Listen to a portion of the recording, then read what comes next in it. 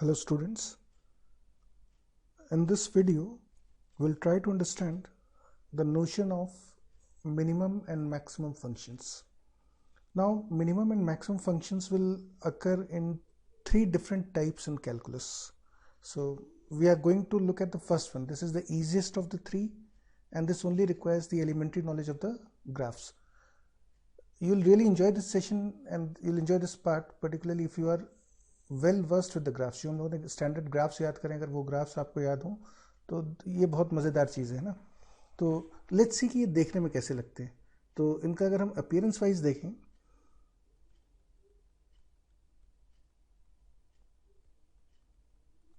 if I look at the appearance of these functions, they look like this. Maybe y is equal to, so this is actually y is equal to minimum of f1x, f2x, f3x. ठीक है, तो ये this is minimum और अंदर कुछ functions लिखे होंगे. These are some functions of X, f1, f2, f3.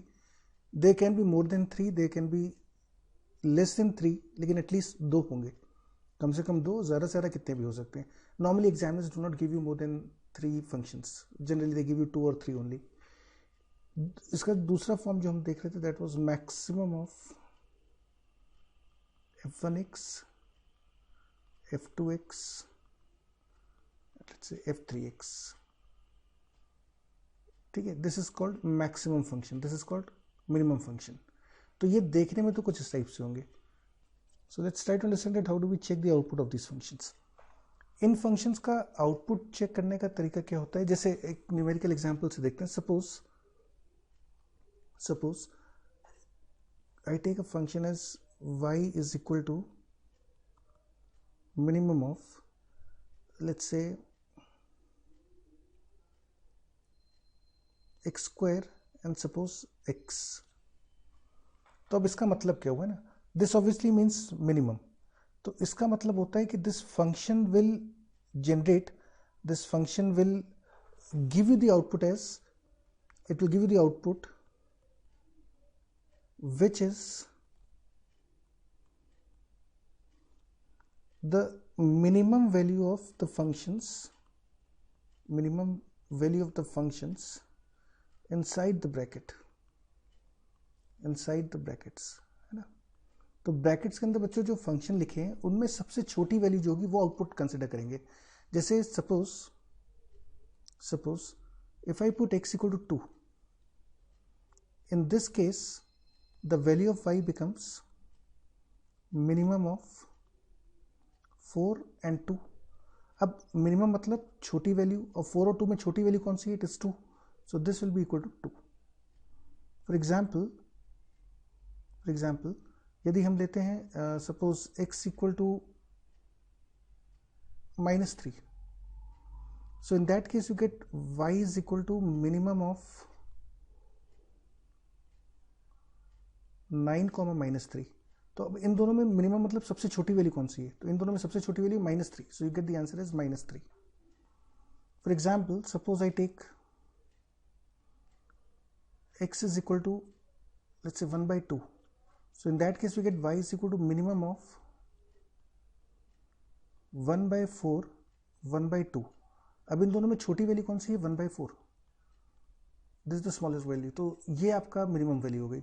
तो हर x पे जो वैल्यू सबसे छोटी होगी वो आउटपुट लिया जाएगा. फॉर एवरी x, जो भी अंदर ब्रैकेट वाले फंक्शन में सबसे छोटी वैल्यू आती है वो आउटपुट हो जाएगा. इसका सिंपल है ये, ठीक है. And now in the same way maximum में क्या होगा, मैक्सिमम में क्या होता है कि यदि आपके पास मैक्सिमम में फंक्शन बात होता है, लेट्स से maximum of, suppose I take again x and x square only. तो यहां पे output is the maximum value inside the bracket,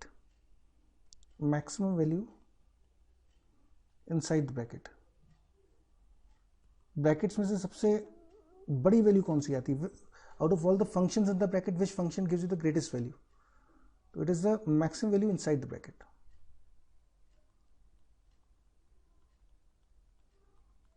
for example suppose if I put x equal to 3, so I get y is equal to maximum of 3,9। अब इन दोनों में सबसे बड़ी value कौन सी है? 9। तो this is the answer. For example, यदि हम x इक्वल टू 1/3 चेक करें तो we get y is equal to maximum of 1/3, 1/9। तो इन दोनों में सबसे बड़ी वैल्यू कौन सी हुई? It is obviously 1/3। तो ये आउटपुट हो जाएगा। तो मैक्सिमम में जो भी अंदर ब्रैकेट्स में फंक्शन लिखे उनकी सबसे बड़ी वैल्यू, और मिनिमम में जो सबसे छोटी वैल्यू वो आउटपुट होगा। तो इसको अगर हम सिंपल टर्म से देखें तो this is minimum of all fix for x belonging to real numbers, and this will be equal to maximum value of all fix, f1, f2, f3 and so on for all x belonging to r। तो जो सबसे छोटी value है वो minimum से मिलेगी, जो सबसे बड़ी वैल्यू है वो हमको मैक्सिमम से मिलेगी।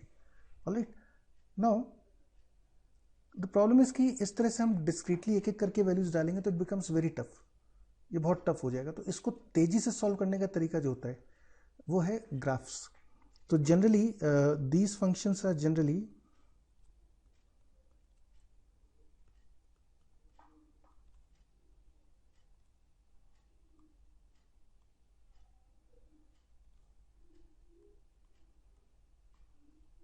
they are solved using graphs of the functions, using graphs of the function।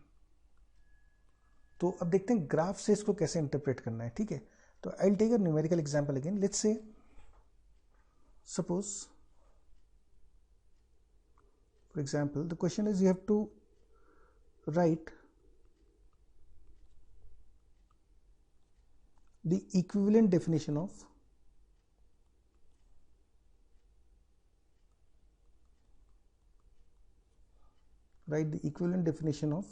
let's say y is equal to minimum of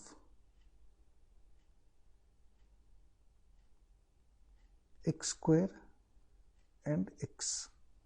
आपको इसकी मिनिमम वैल्यू को इंटरप्रेट करना है। You to write the equivalent definition. Equivalent definition मतलब कि हर x पे लिखना है मुझे। And now there are infinitely many values of x। एक दो पॉइंट पे कंपेयर करना हो तो मैं सबसे छोटी सबसे बड़ी वैल्यू ढूंढ सकता हूँ, लेकिन अब हर x पे मुझे डिफाइन करना है इसको। तो कैसे डिफाइन करेंगे? It is not practically possible to write down all the values. तो यहाँ पे बच्चों हम क्या करते हैं कि वी यूज द ग्राफ्स। अब ग्राफ्स कैसे बनाते हैं? सबसे पहला काम आप करोगे, draw the x and y axes. सबसे पहला काम करो, एक्स और वाई एक्सेस बना लो।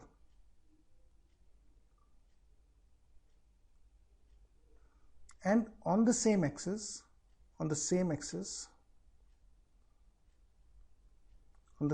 xy axis, draw the graphs of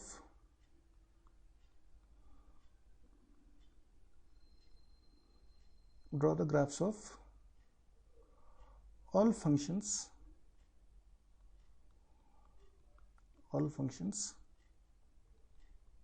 given with minimum और मैक्सिमम फंक्शन। इसके साथ जो भी आपको फंक्शंस गिवन है उन सब के ग्राफ्स एक ही एक्सेस पर बनाएंगे। जैसे यहाँ पे it is x and x square है ना, एक्स स्क्वायर एंड एक्स। तो मैं एक्स स्क्वायर और एक्स दोनों का ग्राफ सेम एक्सेस पर बना रहा हूँ। तो let's say I first draw the graph of y equal to X. So this is the graph of y equal to X, and then I draw the graph of y equal to x square। So this is the graph of y equal to x square। On the same axis we draw the graph of all the functions जो भी हमें चाहिए। This is the first step। Generally minimum maximum में जो functions होंगे they would be simple functions, standard functions ही होते हैं, तो उसको बनाना कोई बहुत टफ नहीं होता। Now comes the interpretation part. The interpretation part is in each interval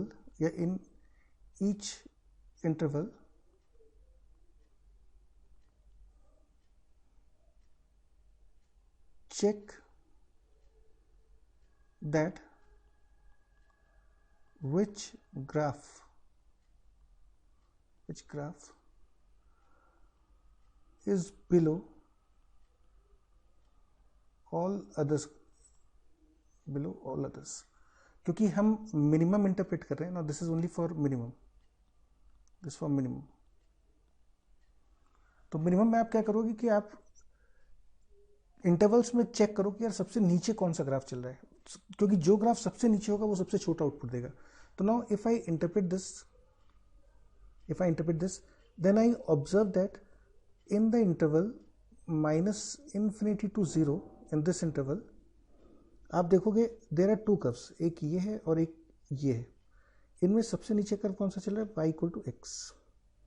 ये जो पिंक वाला ग्राफ है ये सबसे नीचे चलता है इस इंटरवल में, ठीक है।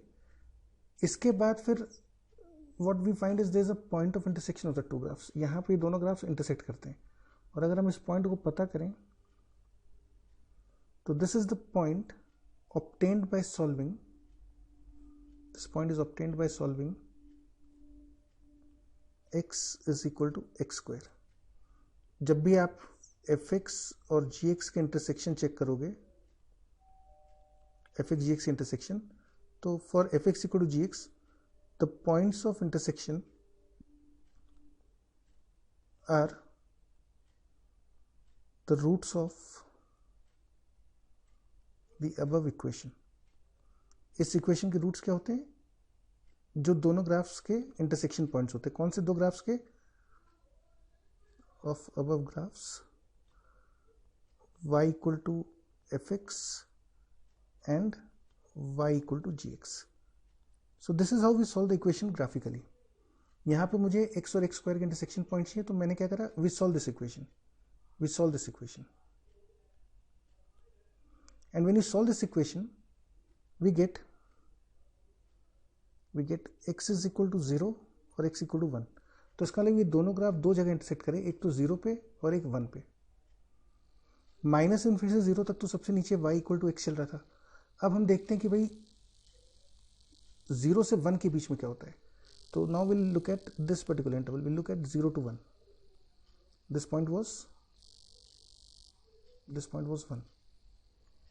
तो अब देखते हैं 0 से 1 में सबसे नीचे कौन सा है। तो आप देखो 0 से 1 में यार सबसे नीचे ग्राफ चल रहा है y = x स्क्वायर, ये वाला ग्राफ सबसे नीचे है ना, y = x स्क्वायर सबसे नीचे चल रहा है यहाँ पे। और फिर हम 1 के आगे यदि जाते हैं, अगर 1 के भी आगे चले जाएं, तो 1 के आगे x स्क्वायर का ग्राफ ये चल रहा है और x का ये चल रहा है, तो सबसे नीचे ग्राफ अब वापस से y = x का आ जाएगा। सो दिस इज द ग्राफ। तो ओवरऑल यदि मैं इसको दोबारा से फेयर तरह से स्केच करके देखूं, तो this graph will probably look something like this.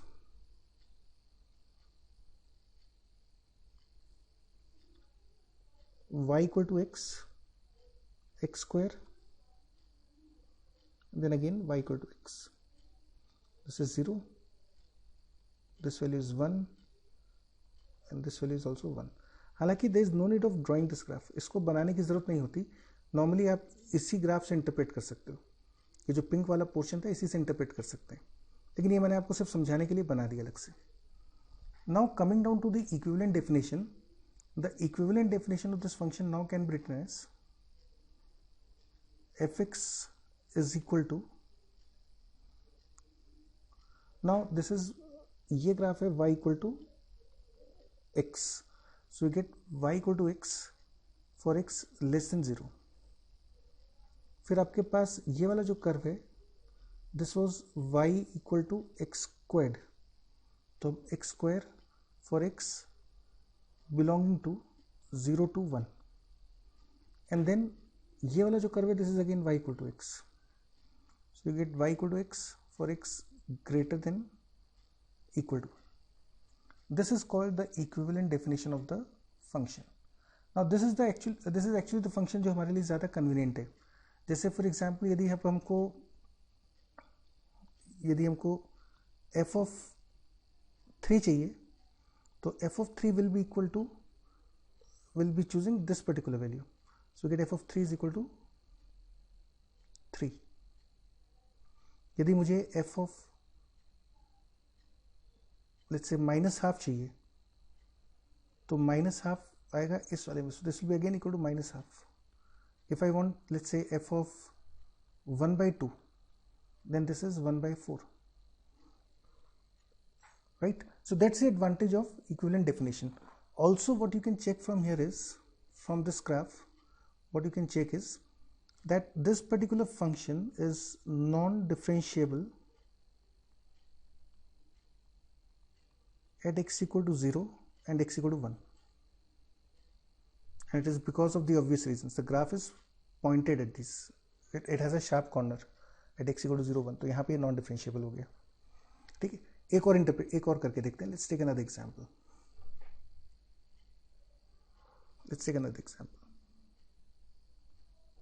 Suppose you have to write the equivalent definition of maximum of sin x cos x, and the interval given is 0 to 2 pi.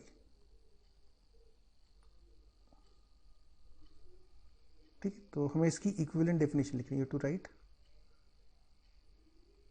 Equivalent definition. तो अब इसको फिर से करने का तरीका क्या है कि on the same axis we draw the graphs of sine x and cos x. तो let's start the first step. हमने सेम एक्सिस बनाया and on the same axis we'll draw the graph of sin x and cos x. So now this is the graph of, let's say, sin x. This is the graph of sin x. This value is 0. This is pi by 2 pi, and then you have 3 pi by 2, and then you have 2 pi. So this is the graph of sin x. And now on the same axis you have to draw the graph of cos x. जो भी function है पहले इनके graph बनाने. तो ये cos x का बनाते हैं.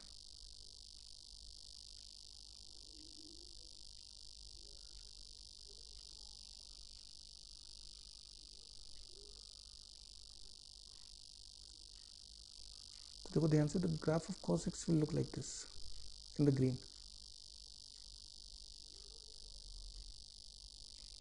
This is the graph of y equal to cos x. So this graph is y equal to cos x, and the yellow graph is y equal to sin x. Now look at the points of intersection. So this is the one point of intersection, and then this is the second point of intersection. ये दो intersection point है. इस intersection point की value है pi by 4, और pi by 4 पे जो मुझे वैल्यू मिलेगी that is 1 by root 2. Maximum value मुझे 1 मिलेगी which is at pi by 2. यहाँ पे मुझे मिनिमम वैल्यू जो मिलेगी दैट विल बी -1.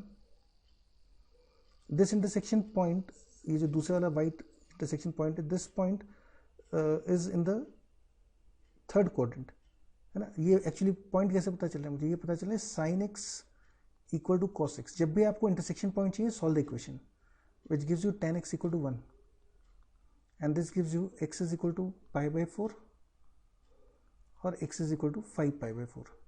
तो ये जो दूसरा पॉइंट है मेरे पास, दिस इज 5 pi by 4. ये हमने इसका पूरा ग्राफ देख लिया, दोनों फंक्शन का अलग अलग ग्राफ देख लिया ना. And now comes the main part which is maximum. तो जब भी बच्चों मैक्सिमम का ग्राफ बनाना हो, for maximum graph check the graph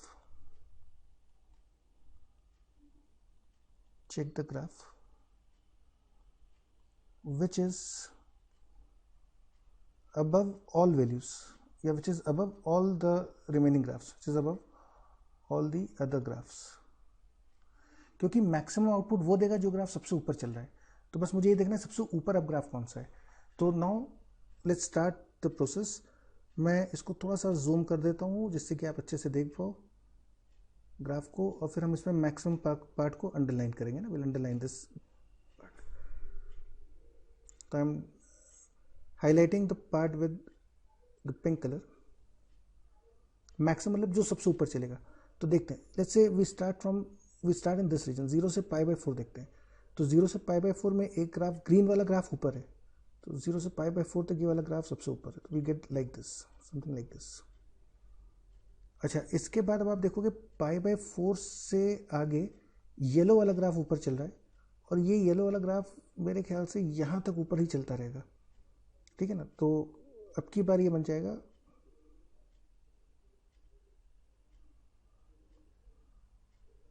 इस तरह से, ठीक है। सो this is the graph now. अब ये वाला ग्राफ सबसे ऊपर था, और फिर अब जब हम यहाँ से वापस आगे जाएंगे 2π तक, तो आप देखोगे ग्रीन वाला ग्राफ फिर सबसे ऊपर है। ये ग्रीन वाला ग्राफ सबसे ऊपर था, तो अब ये ग्राफ हो गया। So the overall graph now looks like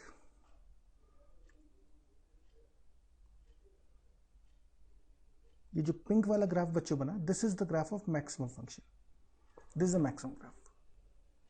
और यदि अब हम इसको आगे इंटरप्रेट करें कि भाई इस फंक्शन की, सपोज अगर आपसे बोला जाए कि find the range of this function, find the range of this function, तो रेंज मतलब हो गया कि ये ग्राफ कहाँ से शुरू होता है। नाउ द वैल्यू एट 5π/4, ये वाली जो वैल्यू है 5π/4 पे जो आउटपुट आ रहा है, ये आउटपुट आएगा -1/√2। तो the range of the function becomes -1/√2 से लेके 1 तक, this is the range of the function. अगर आपसे पूछा जाए कि number of points of non differentiability, कितनी जगह पे नॉन डिफरेंशिएबल है, number of points of non differentiability, let's say in the interval 0,2π, कहाँ पे नॉन डिफरेंशिएबल है, कितनी जगह पे नॉन डिफरेंशिएबल है। तो the points of non differentiability are simply π/4, है ना। आप अगर ध्यान से देखो तो π/4 पे ग्राफ पॉइंटेड है and 5π/4। So this gives you there are 2 points of non differentiability. अच्छा, अब now in this above problem एक आपको ये बताना था what was the equivalent definition of the function. तो now let's write the equivalent definition. तो देखो इक्विवेलेंट डेफिनेशन इस फंक्शन की क्या बनती है ना। Let's say I write it here, equivalent definition मैं इधर लिख देता हूँ। I am writing the equivalent definition here, fx is equal to, now the function is, ये पिंक वाला ग्राफ जो था this was nothing but cos x for x between 0 and π/4, then you had sin x from π/4 to 5π/4, and then we had again cos x from 5π/4 to 2π। ये equality यहाँ पे आप लो चाहे ना लो उससे कोई फर्क नहीं पड़ता, ऊपर हमने ले लिया था, तो वेदर यू टेक इट और not does not make any difference. This is the equivalent definition of the function, this is the equivalent definition, and equivalent definition will follow from the graph, ठीक है। इसी तरह से 3 functions हो सकते हैं, 4 हो सकते हैं। तो एक और एग्जाम्पल ले लेते हैं, 3 का भी ले लेते हैं। चलो, तो let's take an example on find the equivalent definition of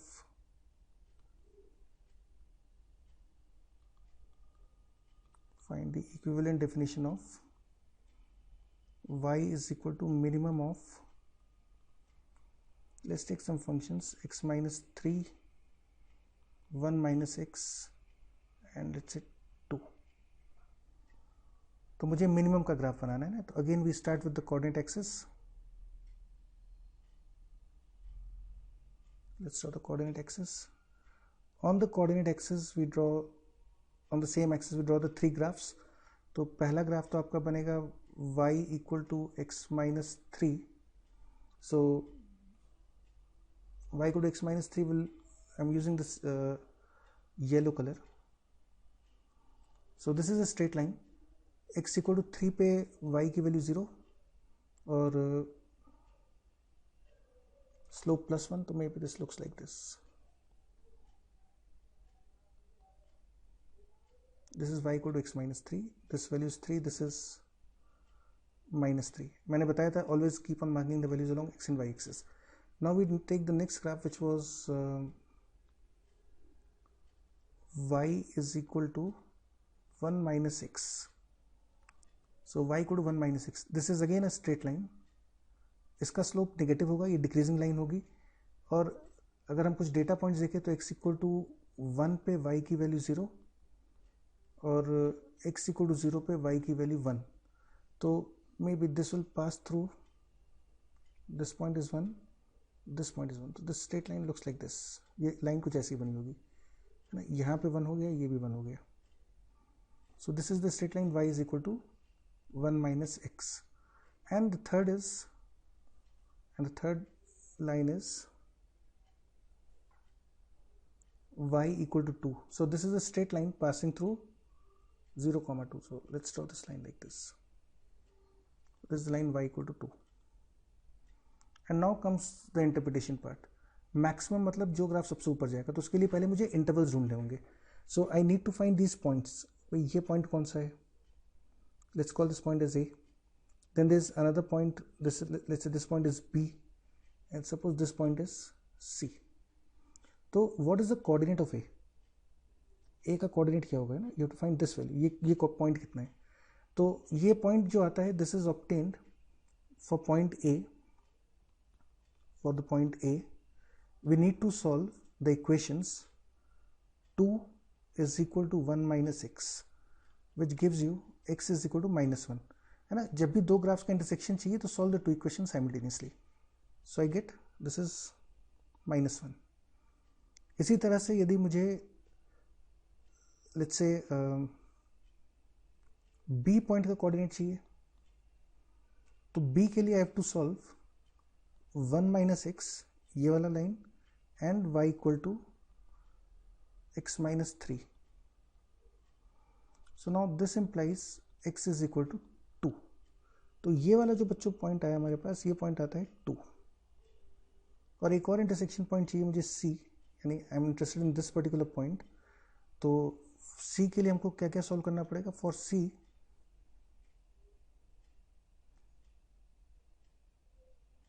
C you'll have to solve,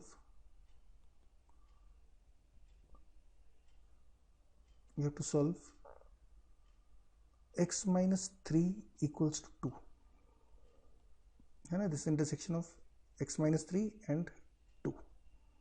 so this implies this gives you x equal to 5. ये पॉइंट हमारे पास आ गया 5. तो हमने एक बार तीनों ग्राफ्स बना लिए, तीनों के इंटरसेक्शन पॉइंट्स भी देख लिए. अब मुझे ग्राफ में चाहिए मिनिमम. मतलब जो ग्राफ सबसे नीचे चलेगा. तो बस अब देखना शुरू करते हैं सबसे नीचे कौन सा ग्राफ चल रहा है. तो let's say I use this time I use red colour से कर लेते हैं, या लेट्स से ब्लू से करते हैं, ब्लू से ज़्यादा दिखेगा. तो सबसे पहले हम देखते हैं भाई माइनस इन्फिनिटी से लेके -1 तक क्या हुआ. तो माइनस इन्फिनिटी से -1 तक आप देखोगे कि सबसे नीचे ग्राफ जो चल रहा है, क्योंकि मिनिमम चाहिए, तो वो ये वाला चल रहा है, येलो वाली लाइन सबसे नीचे चल रही है. तो यहाँ तक मेरे पास जो ग्राफ बनेगा वो ये बनेगा. This is the graph. ठीक है, सबसे नीचे ग्राफ येलो वाला था. अब चलते हैं हम अगले इंटरवल पे, विच वॉज -1 से 2. मतलब अब हम -1 से 2 वाले रीजन में. तो -1 से 2 में अगर आप देखोगे तो वापस से सबसे नीचे ग्राफ अभी चल रहा है. अभी भी सबसे नीचे जो ग्राफ चल रहा है वो है येलो लाइन, है ना. यहाँ तक सबसे नीचे अभी भी येलो लाइन ही चल रही है. इसके बाद फिर हम आगे चलते हैं 2 के आगे, है ना. Now we are going for this region की भाई इस यहाँ से अब आगे क्या हो रहा है. तो यहाँ पे सबसे नीचे लाइन चल रही है ग्रीन वाली. तो यहाँ से ये ग्राफ वापस से ऐसे टर्न कर जाएगा नीचे इस तरह से. So now this blue line gives you the graph of the function minimum of x minus 3, 1 minus x, 2. और यदि हम इसकी इक्विवेलेंट डेफिनेशन लिखना चाहें तो this equivalent definition becomes fx is equal to, this is x minus 3, है ना. ये वाली लाइन x minus 3 थी, the yellow line. x minus 3 कहाँ से कहाँ तक? This is for x less than equal to 3 and 1 minus x for x greater than 3. This is the equivalent definition of this function. You can also observe that the function is non-differentiable. This is non-differentiable at x equal to 2. The function is non-differentiable at x equal to 2. Alright, so this was the basic idea of the minimum and maximum functions type 1. Minimum हो तो सबसे नीचे वाला graph उठा लो, maximum है तो सबसे ऊपर वाला ग्राफ उठा लो. ठीक है. Now sometimes this is interesting way. कई बार क्या होता है बच्चों, मिनिमम मैक्सिमम फंक्शन आपको छुपा के देते हैं. Another way of giving the minimum and maximum function, minimum and maximum function, उनको देने का एक और तरीका भी होता है. और ये तरीके में मिनिमम मैक्सिमम वर्ड यूज नहीं करेंगे. In fact will use modulus. वो sorry, will be using modulus to, will use modulus to write this minimum maximum function. देखो कैसे लिखते हैं. Suppose I write this expression. Consider the expression a plus b by 2 plus modulus of a minus b by 2. Consider this expression. Now there are two possibilities. Let's call this expression as e. So if a is greater than b, the value of e becomes, यदि a b से बड़ा है तो mod सीधे हट जाएगा क्योंकि a minus b positive है. This becomes a plus b by 2 plus a minus b by 2 which is a. तो यदि a b से बड़ा है तो a आएगा, और यदि a b से छोटा है तो in that case the value of e becomes a plus b by 2 minus a minus b by 2, क्योंकि अब मॉड के अंदर नेगेटिव हो गया. मॉड के अंदर नेगेटिव तो आपको माइनस से मल्टीप्लाई करना पड़ेगा. And when you expand this you get b. तो इसका मतलब अगर आप ध्यान से देखो तो ये जो एक्सप्रेशन है e, ये यदि a बड़ा है तो आउटपुट में a दे रहा है, और यदि b बड़ा है तो ये आउटपुट में b दे रहा है. So that means I can write e as maximum of a comma b. So this notation denotes the maximum function of two variables a and b. In the same way, think yourself that if minimum of a comma b is equal to a plus b by 2 minus modulus of a minus b by 2, So I leave this as a small food of thought for the homework.